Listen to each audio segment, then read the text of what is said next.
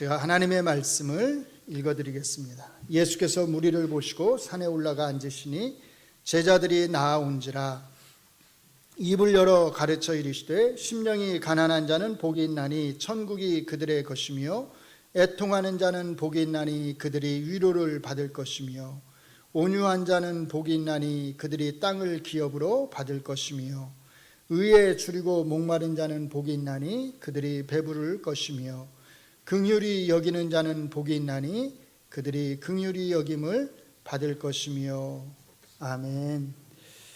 오늘도 이 말씀을 통해서 하나님의 뜻이 우리 안에 드러나기를 바랍니다.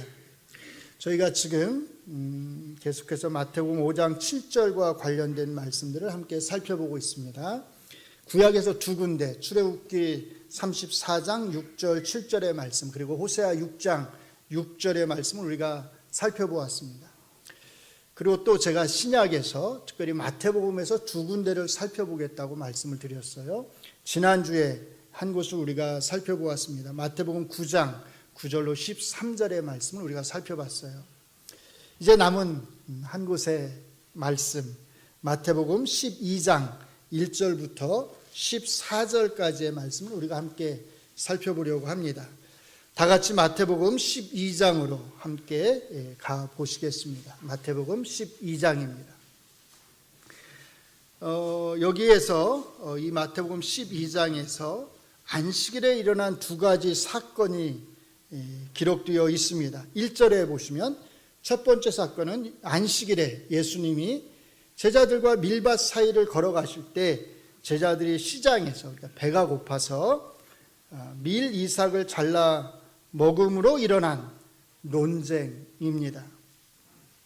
자, 여기서 주목해야 될 표현은 시장하여 배가 고파서 라고 하는 것입니다. 이 일이 정확하게 언제 일어났는지 사실 잘 모릅니다. 그 정확한 정황은 제자들이 왜 배가 고팠는지, 아침을 안 먹어서인지 아니면 점심을 건너뛰어서인지 잘 모르겠어요. 그건 뭐 중요하지 않겠죠. 일단 제자들은 배가 고팠고 밀 이삭을 따먹었다는 겁니다.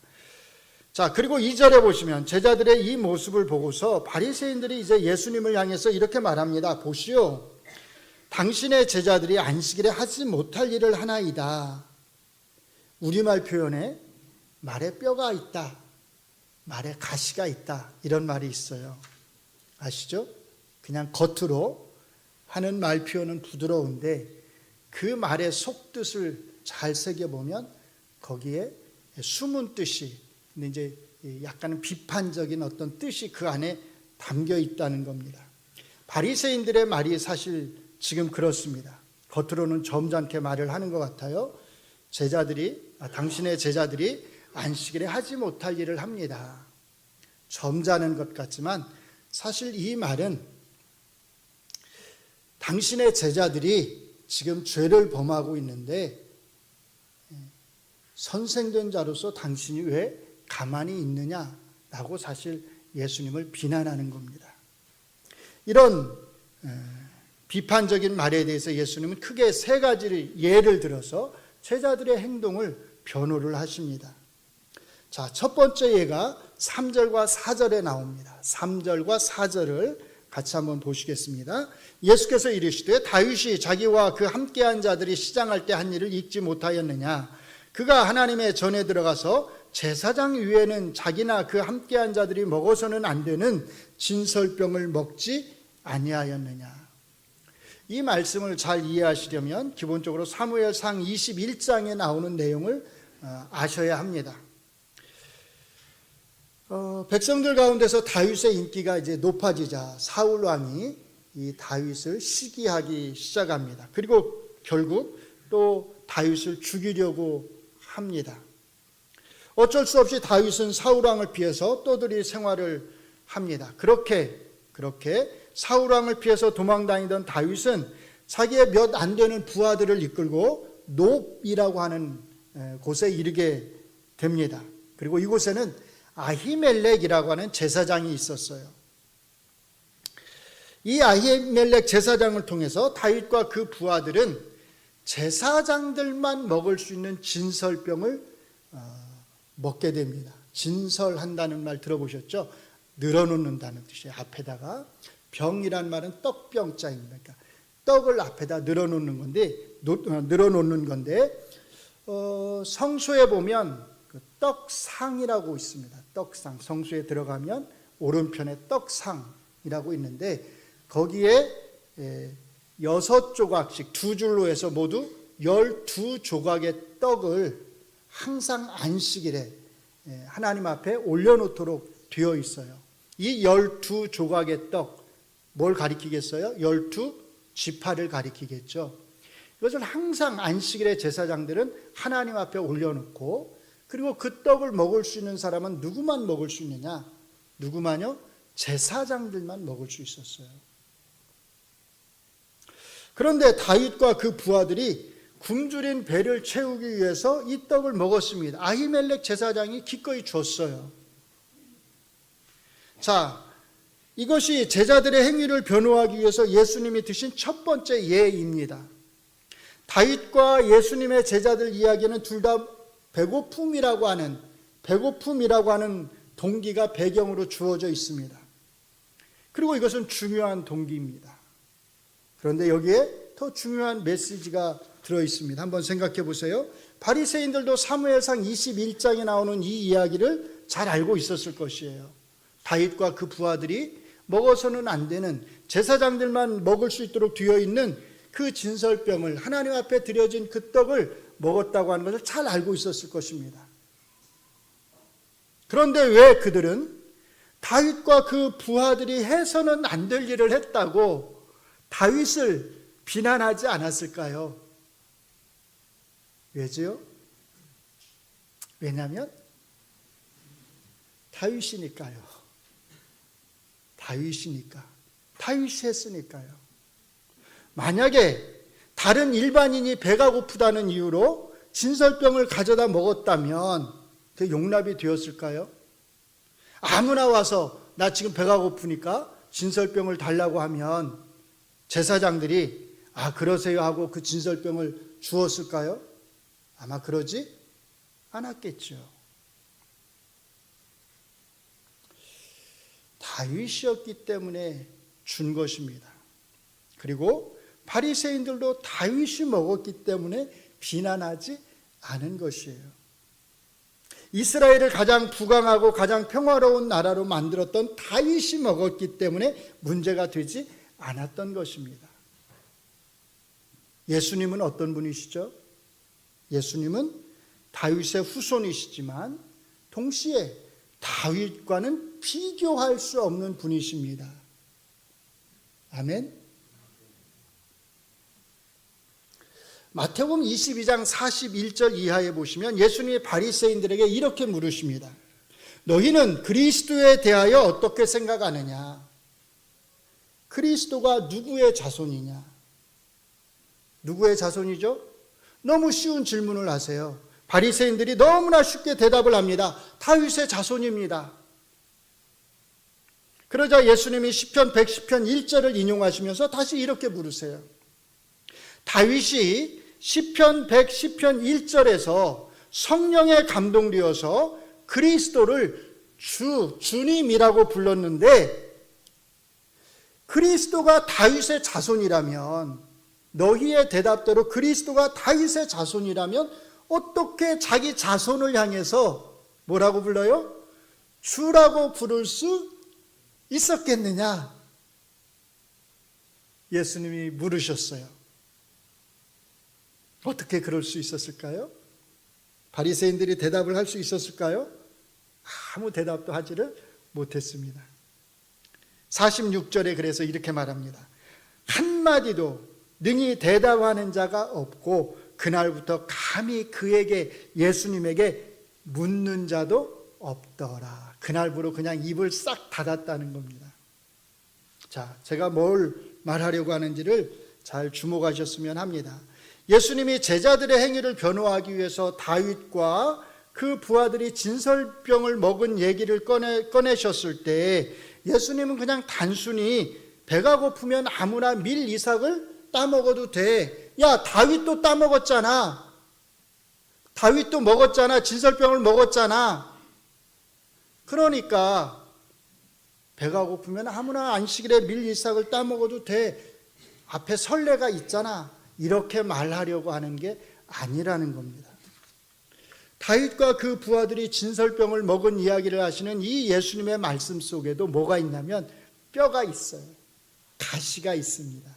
숨겨진 뜻이 있습니다. 그 뼈, 그 가시, 그 숨겨진 뜻, 그게 뭐냐면 나는 다윗보다 더 큰 이다라는 거예요. 여기에 다윗보다 더 큰 이가 있다는 겁니다.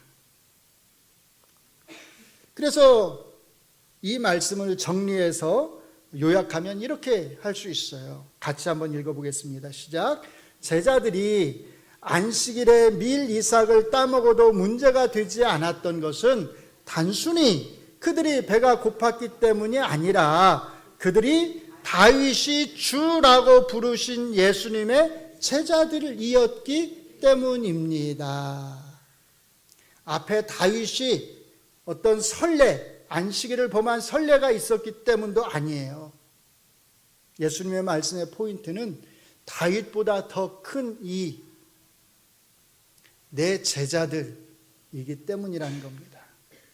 그 다음에 이제 두 번째 예를 드시는데 이번에는 제사장들이 성전에서 행하는 일과 관련된 말씀을 예로 드십니다. 5절 말씀을 같이 읽습니다.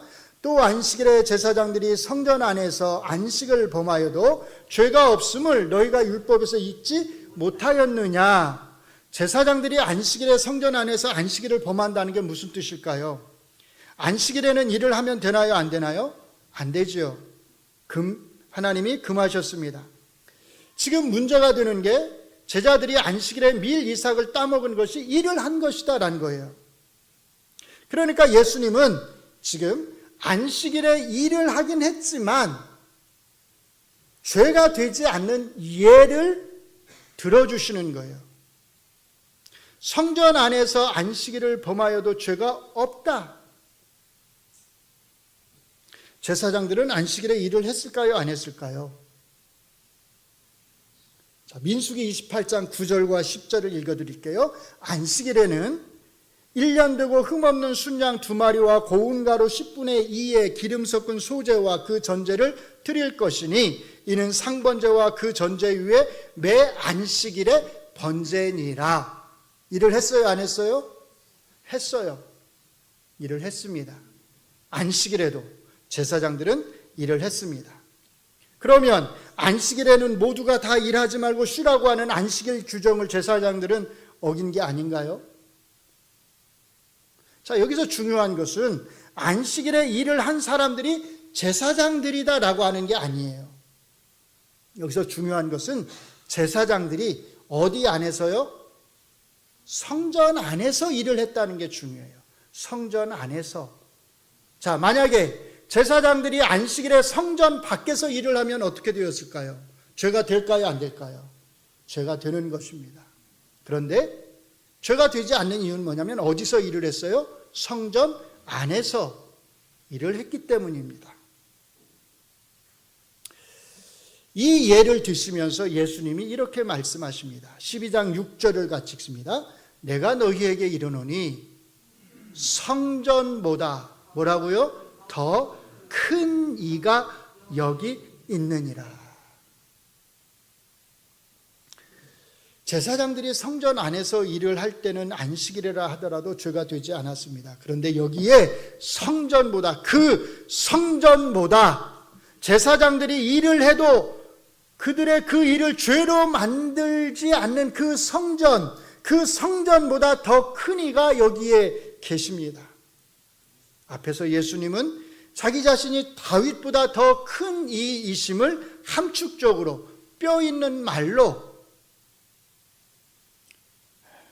드러내셨습니다. 그런데 이번에는 그렇게 함축적으로 말씀하지 아니하시고 아주 분명하게 자신이 정말로 얼마나 큰 분이신지를 아주 명백하게 드러내십니다. 얼마나 크신 분이에요? 성전보다 더 큰 분이십니다. 성전은 하나님의 임재를 나타내는 하나의 상징적 건물입니다. 이 건물 자체가 하나님의 임재를 나타내긴 하지만 하나님의 임재와 동일한 것은 아니에요. 그래서 이 건물로서의 성전은 무너질 수 있는 것입니다. 실제로 남유다가 멸망했을 때 이 건물로서의 성전은 다 무너지고 다 파괴되어 버렸습니다. 그리고 사실 지금 바리새인과 예수님이 성전에서 예배를 드릴 때, 하나님을 예배할 때 이 성전은 그들이 그렇게도 싫어하는 누가요? 헤롯 대왕이 새로 지어준 성전입니다. 그런데 여기에 건물로서의 성전이 아닌 참된 성전이 있습니다. 하나님의 임재를 나타내는 참된 성전, 하나님이 자기 백성과 함께 하신다고 하는 것을 보여주는 참된 성전이 여기에 있습니다. 바로 예수님 자신이십니다. 그래서 예수님이 태어나실 때 그 이름을 뭐라고 해라? 임마누엘이라고 해라. 하나님이 우리와 함께 하신다는 뜻입니다. 바로 이런 의미에서 예수님이야말로 참 성전이십니다. 바로 그런 의미에서 예수님은 성전보다, 건물로서의 성전보다 더 크신 이이십니다. 제자들이 안식일에 밀 이삭을 따먹은 것이 왜 죄가 되지 않았을까요? 단순히 배가 고팠기 때문이 아닙니다. 제자들은 성전보다 더 큰 이이신 예수님의 제자들로서 이 행위를 했기 때문입니다. 성전보다 더 큰 이이신 예수님이 이 문제를, 제자들이 밀 이삭을 따먹은 이 행위를 문제 삼지 않으신 것이에요. 여기서 제일 중요한 질문이 생겨납니다. 그러면 예수님은 왜 제자들의 이 행위를 문제 삼지 않으셨을까 하는 거예요. 왜 문제 삼지 않으셨을까요? 왜냐하면 예수님은 하나님이 바라시는 것이 무엇인지를 정확하게, 너무나 정확하게 아셨기 때문입니다. 하나님이 바라시는 것, 그게 뭐죠? 번제인가요? 제물인가요? 그래서 이제 마지막 세 번째 예로 예수님은 호세아 6장 6절의 말씀을 다시 한번 인용하십니다. 12장 7절을 같이 읽습니다. 시작. 나는 자비를 원하고 제사를 원하지 아니하노라 하신 뜻을 너희가 알았더라면 무죄한 자들을 정죄하지 아니하였으리라. 아멘.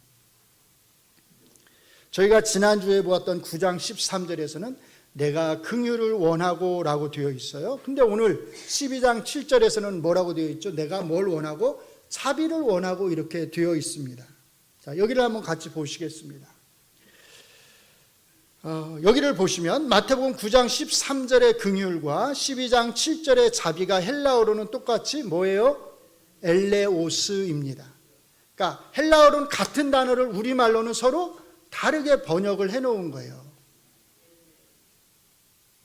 그리고 지난주에도 말씀을 드렸듯이 이 단어는 마태복음 5장 7절이 말하는 긍휼하고도 같은 단어입니다. 마태복음 5장 7절, 9장 13절, 12장 7절이 다 같은 하나의 단어를, 엘레오스를 사용하고 있는 것입니다.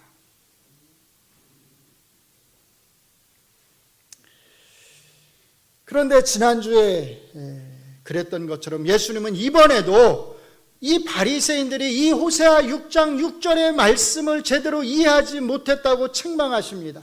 그리고 그 다음이 중요합니다.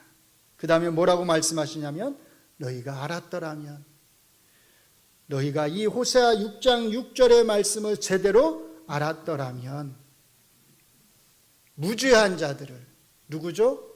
내 제자들을 정죄하지 아니하였으리라. 말씀을 제대로 이해하지 못했을 때 얼마나 무서운 일이 벌어지는지 아시나요? 멀쩡한 사람들을 뭘로 만들어요? 죄인으로 만드는 거예요. 이것이 아무것도 아닐까요? 물론 제자들을 죄인으로 정죄한다고 해서 그들에게 육체적으로 어떤 해가 당장 가해지는 것은 아닐 수 있습니다. 그렇죠? 자, 그러면 육체적 해를 가하지 않는 거니까 괜찮은 걸까요? 육체적으로 해를 가하지 않고 죄인이라고 하는 딱지만 딱 붙여놓으면 아무 일도 일어나지 않은 걸까요? 더 중요한 것은 이렇게 제자들에게 죄인이라고 하는 딱지를 붙일 때 누구의 이름을 빌어서요? 하나님의 이름을 빌어서. 뭘 근거로 들어서요? 율법을 근거로 들어서 이런 딱지를 붙인다는 것입니다.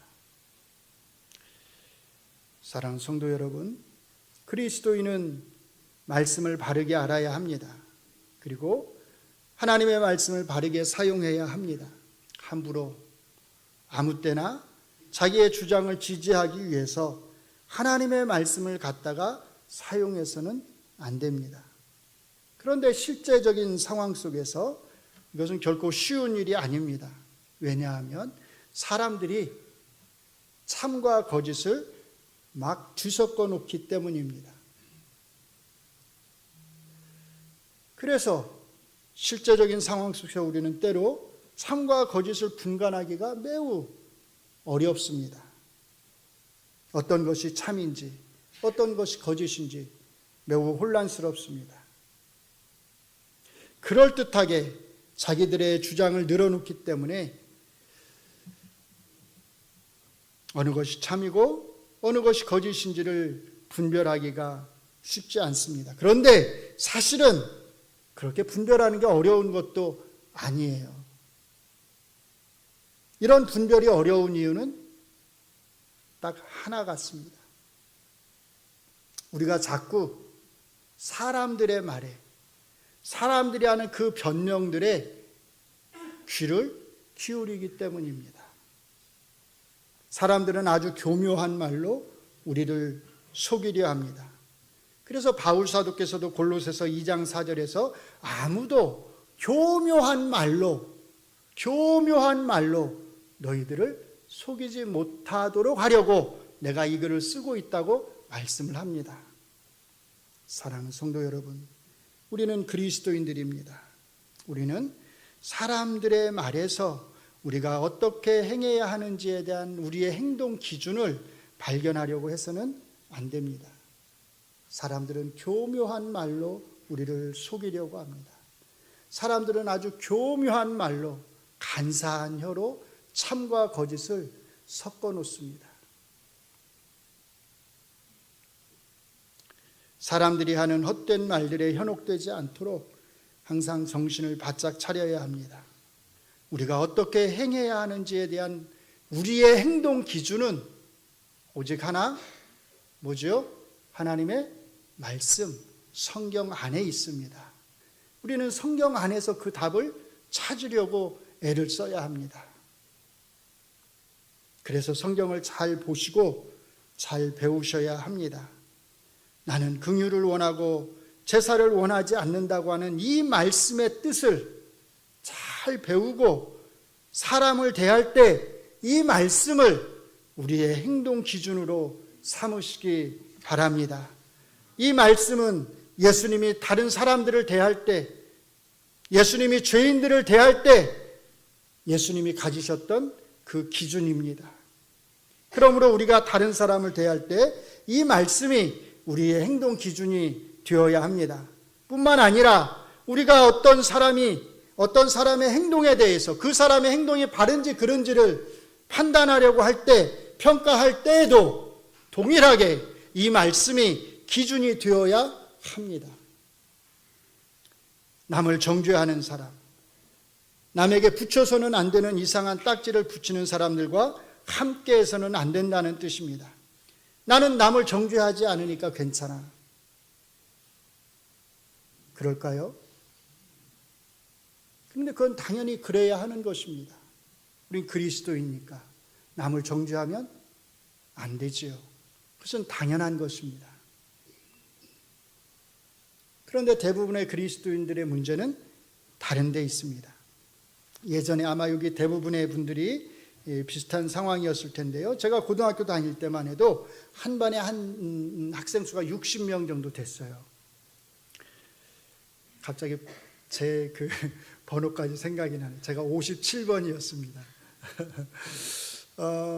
그런데 한번 생각을 해보세요.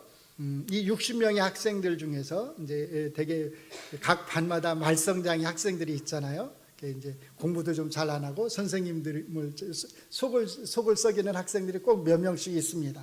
자, 60명의 학생 중에 5명이 선생님의 속을 썩입니다. 말을 잘 안 들어가지고 선생님의 눈 밖에 났다고 한번 생각해 보세요. 선생님이 툭하면 이 5명의 학생을 앞으로 불러내서 학생들이 다 보는 앞에서 자꾸 매질을 합니다. 그러면서 이 5명의 학생들을 뭐라고 부르냐면 죄송합니다. 그냥 리얼하게 한번 해볼게요. 이런 깡패 새끼들이라고 불렀다면 생각을 해보세요. 그러면서 나머지 학생들에게 이렇게 말합니다. 이런 깡패 새끼들하고 어울리지 말라고. 자, 선생님이 이 5명의 학생에게 깡패라는 딱지를 붙이고 계속해서 반복해서 기회가 있을 때마다 구타를 합니다. 이것을 바라보던 또 다른 5명의 학생이 선생님을 찾아가서 선생님에게 이렇게 말합니다. 선생님, 그렇게 하지 않으셨으면 좋겠습니다. 학생들을 때리지 않으셨으면 좋겠습니다. 자, 이렇게 부탁을 했어요. 자, 이 5명의 학생은 어떻게 됐을까요? 같이 찍히는 거죠. 그래서 이제 깡패가 5명에서 몇 명으로 늘어나요? 10명으로 늘어납니다. 이제 10명하고 놀지 말라고 그러고 10명에게 깡패란 딱지를 붙여놓습니다. 나머지 50명의 학생들이 이제 선생님의 눈치를 당연히 보겠죠. 그래서 이 10명의 학생들과는 잘 어울리려고 하지를 않습니다. 심지어 어떤 학생들은 진짜 이 10명의 학생이 깡패라고 생각을 합니다. 선생님의 말이 맞다고 생각을 합니다. 그리고 자기들끼리 만나서 얘기할 때는 이 친구들을 깡패라고 부르고 다른 반의 친구들하고 만나서 대화할 때도 우리 반에 깡패가 10명이 있는데 이런 식으로 퍼뜨립니다. 그런데 이 반에 그리스도인 학생이 있습니다. 이 학생은 이런 상황들이 영 불편합니다. 마음이 불편해요. 그래서 고민을 하다가 집에 가서 그리스도인 부모에게 이 사실을 털어놓습니다. 엄마, 아빠, 우리 학교에서 이런 일들이 있었는데 우리 선생님이 이렇게 하시는데 어떻게 해야 될까요? 이렇게 묻습니다. 이 그리스도인 부모는 어떻게 답을 해야 할까요? 뭐라고 답을 해줘야 될까요? 여러분들 같으면, 우리 성도님들 같으면 뭐라고 답을 하시겠습니까? 사실 쉬운 일이 아니죠. 아마 대개는 이렇게 답을 하지 않을까 싶어요. 너는 그런데 신경 쓰지 말고 뭐나 해라? 공부나 열심히 해라. 지금 네가 할 일은 공부야. 하나님은 네가 그리스도인 학생으로서 네가 열심히 공부하길 원해. 또는 아마 이렇게 대답하지 않을까 싶습니다. 너는 선생님 편도 들지 말고 그 학생들 편도 들지 말고 뭘 지켜라? 중립을 지켜라. 그리고 하나님 앞에 기도해. 그러면 하나님이 해결해 주실 거야. 어떤가요?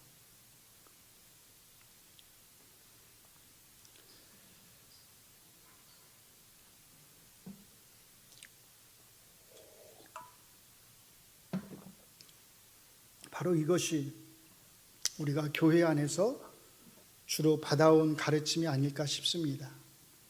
우리에게 직접적인 해가 없으면 우리는 타인의 고통에 대해서 중립을 지키라는 가르침을 받습니다. 교회 공동체와 직접적으로 관련된 문제가 아니라면, 교회 공동체가 직접적으로 해를 당하지 않으면 그것은 저 세상 일이니까 세상 일에 신경 쓰지 말고 남들이 어떤 일을 당하든 세상에서 어떤 일이 일어나든 우리는 그리스도인으로서 기도만 하면 된다고, 중립을 지키면서 예배만 잘 드리면 된다고 가르침을 받습니다. 그런데 정말 그럴까요? 너에게 해가 되지 않는다면 타인의 고통에 대해서는 중립을 지켜라 라고 하는 것이 정말로 성경의 가르침일까요? 바로 그 다음 마태복음 12장 9절로 14절에 나오는 또 하나의 안식일 논쟁을 잠시 같이 보시겠습니다. 안식일에 회당에 한쪽 손 마른 사람이 있었습니다. 예수님을 고발하려고 하는 사람들, 즉 바리새인들을 가리킵니다. 이 바리새인들이 예수님에게 묻습니다. 안식일에 병 고치는 것이 옳을까요? 예수님이 이렇게 답하십니다. 너희 중에 어떤 사람이 양 한 마리가 있어서 안식일에 구덩이에 빠졌으면 끌어내지 않겠느냐? 무슨 뜻이냐면 바리새인들이 정해놓은 그 규정에 따르면 안식일에 구덩이에 빠진 양을 구해주는 것은 안식일을 어기는 것이 아니다라는 거예요.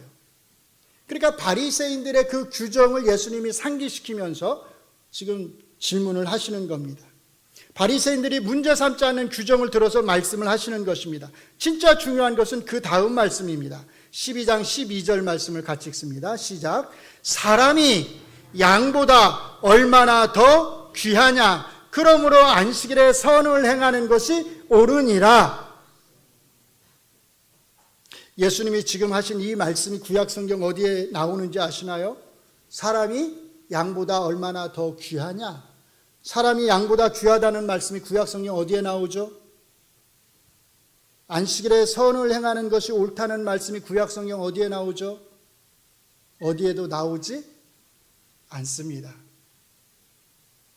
자, 그러면 예수님은 지금 성경에 없는 말씀을 근거로 성경적 근거가 없는 것을 가지고서 안식일에 병자를 고치려고 하는 예수님 자신의 행동을 지금 정당화하시는 걸까요? 예수님을 고발하려고 하는 바리새인들은 왜 예수님을 향해서 아니 구약 성경에 어디에 그런 말씀이 나옵니까? 라고 이렇게 반문하지 않았을까요? 사람이 양보다 얼마나 더 귀하냐? 이 말씀은 구약 성경에 나오지 않습니다. 그런데 이게 중요합니다. 구약 성경에 하나님 말씀 전체에 기본으로 그냥 기본으로 깔려 있는 것이에요. 우리가 가끔 대화하다가 그런 말 하잖아요. 야, 너 그걸 꼭 내가 말로 해야 알아? 무슨 뜻이죠? 그건 그냥 기본으로 깔고 있다는 거잖아요. 굳이 말하지 않아도 그건 그냥 기본이라는 겁니다. 그렇지 않나요? 하나님이 야, 잘 들어라. 사람이 양보다 얼마나 귀한지 아니? 너무너무 귀하단다. 알았지? 그러니까 앞으로 잊지 않도록 잘 적어두고 잘 기억해. 꼭 이렇게 하셔야 되나요? 사실 사람이 양보다 얼마나 더 귀하냐라고 하는 이 말씀은 앞에서 예수님이 인용하셨던 그 말씀 호세아 6장 6절의 말씀하고 연결시키시면 이해하기가 더 쉽습니다. 자, 왜 이 두 이야기가 연이어서 나올까요? 안식일에 일어난 이 두 사건이 왜 연이어서 나올까요? 왜냐하면 나는 긍휼을 원하고 제사를 원하지 않는다는 이 말씀과 사람이 양보다 더 귀하다는 이 말씀은 결국 하나의 메시지를 주고 있기 때문입니다. 서로 다른 말씀을 하시는 게 아니란 거예요. 같은 말씀을 하시는 겁니다. 사람을 뭐르려? 사람을 귀하게 여기라. 사람을 먼저 생각하라는 뜻입니다. 그러니까 오늘 말씀의 핵심을 요약하면 이렇게 정리해 볼 수 있습니다. 같이 읽습니다. 첫째, 예수님은 이 두 개의 안식일 논쟁을 통해서 천국 백성이 이 땅에서 가장 기본으로 삼아야 하는 행동 지침을 가르쳐 주셨습니다. 둘째, 그리고 무엇보다 예수님 자신이 그 지침대로 몸소 실천해 보이셨습니다. 어떻게 실천하셨어요? 이 한쪽 손이 마른 사람을 향해서 손을 내밀라고 말씀하시고 그를 고쳐주셨어요.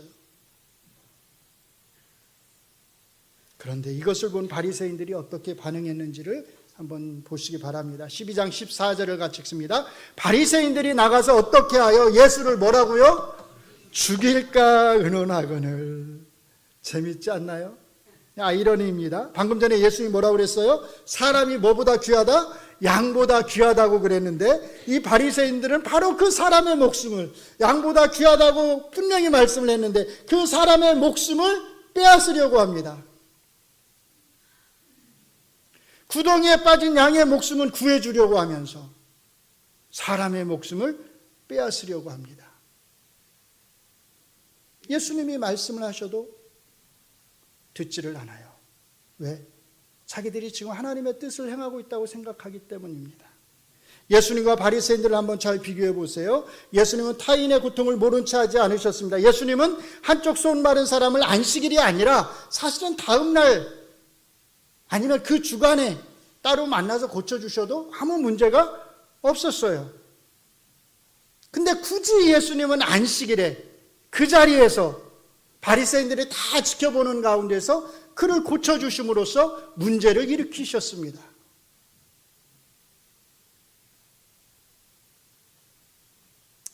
예수님은 왜 자기의 목숨을 내걸면서까지 안식일에 이 사람의 병을 고쳐주셨을까요? 왜죠? 이 사람을 불쌍히 여기셨기 때문입니다. 성경은 여러 곳에서 예수님이 많은 병자를 고쳐주셨다고 말합니다. 그런데 그때 한번 잘 보세요. 눈여겨보세요. 예수님이 많은 병자를 고쳐주시면서 네가 나를 믿느냐? 이렇게 물으셨을까요? 그래서 내가 예수님을 믿습니다. 그러면 그 사람 고쳐주고 지금 제가 잘 믿지 못하겠습니다. 그러면 그러면 믿음이 생길 때 나한테 와라. 이렇게 하셨을까요? 그렇지 않아요. 성경이 예수님께서 많은 병자를 고쳐주셨다라고 할 때 거기에 항상 따라 나오는 표현이 있습니다. 뭔지 아세요? 그들을 불쌍히 여기셔서. 그들을 불쌍히 여기셔서. 다른 말씀은 없습니다.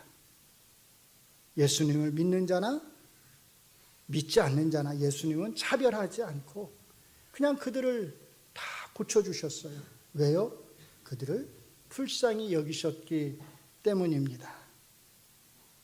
오늘 본문에 나오는 한쪽 손 마른 사람도 마찬가지입니다. 예수님은 그에게 네가 날 믿느냐? 이렇게 묻지 않으셨습니다.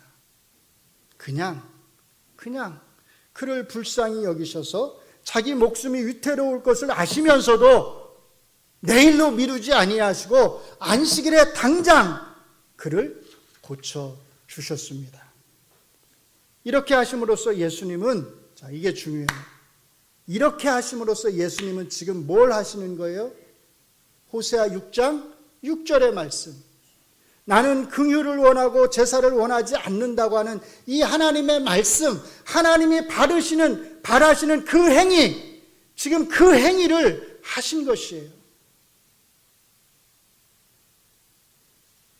그리스도인은 누구보다 타인의 고통에 민감해야 하고 타인의 고통을 동정할 줄 알아야 합니다. 사랑하는 성도 여러분, 지금 여러분과 저는 그리스도인으로서 좋은 분별력을 발휘해야 하는 시대를 살아가고 있습니다. 한편으로 참 슬픈 시대를 살아가고 있습니다. 그러나 조금만 생각해 보면 우리가 지금 그리스도인으로서 어떻게 생각하고 행동해야 하는지를 결정하는 것은 그렇게 어려운 일이 아닙니다. 왜냐하면 사람이 양보다 얼마나 더 귀하냐라고 하는 이 예수님의 말씀을 우리의 행동의 기준, 우리의 생각의 기준으로 삼으면 되기 때문입니다. 나는 긍휼을 원하고 제사를 원하지 않는다고 하는 이 하나님의 말씀의 뜻을 우리가 바르게 제대로 알고 이해하면 되기 때문입니다. 사람들이 하는 말에, 그런 교묘한 말들에 귀를 기울이지 않고 예수님의 말씀에, 하나님의 말씀에 귀를 기울이면 되기 때문입니다. 사랑하는 성도 여러분, 사람들이 하는 자기 변명의 말들에 귀를 기울이지 마시고 그리스도인으로서 하나님의 말씀에, 예수님의 말씀에 귀를 기울이시기 바랍니다. 사람에게 해를 가하고 폭력을 가하려고 하는 것은 어떤 이유를 들어서든 서로 아무 일이 일어나지 않았다 하더라도 분명 하나님의 뜻을 거스르는 것입니다.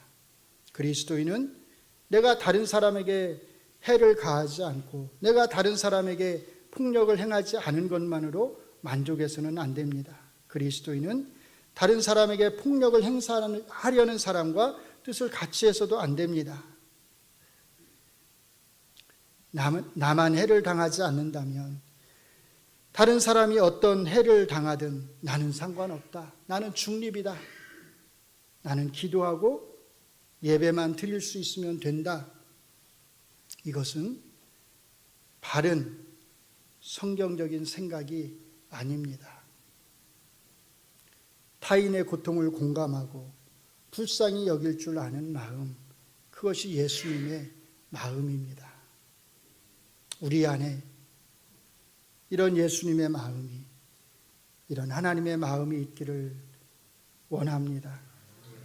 서로를 불쌍히 여기고 타인의 고통과 아픔을 함께 공감할 수 있는 긍휼의 마음이 우리 동작중앙교회 이 공동체 안에, 우리 안에 충만하기를 바랍니다. 다음의 말씀을 함께 읽는 것으로 오늘 말씀을 마치겠습니다. 같이 읽습니다. 긍휼히 여기는 자는 복이 있나니 그들이 누구에게요? 하나님에게서 긍휼히 여김을 받을 것이다. 아멘. 기도하겠습니다. 하나님, 우리에게 긍휼히 여길 수 있는 마음을 주시기를 원합니다. 인간의 마음이 참으로 악합니다. 사람의 생명보다 양의 생명을 더 귀하게 여깁니다. 내가 고통을 당하지 않는다면 타인이 어떤 고통을 당하든 무관심하려고 합니다. 이 혼란스러운 시대에 우리에게 바른 분별력을 주셔서 그리스도인다운 생각을 하게 하시고 그리스도인다운 행실을 하게 하여 주시옵소서.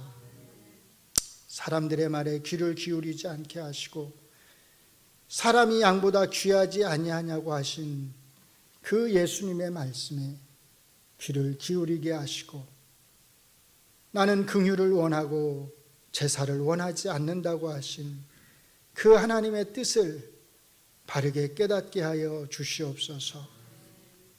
우리 자신이 악을 행하지 않는 것으로 만족하지 않게 하시고 악을 행하는 자들과 뜻을 같이 하지 않도록 우리의 중심을 바르게 잡아 주시옵소서.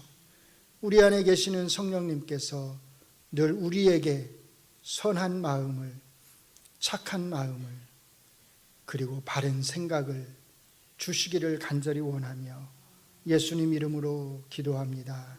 아멘.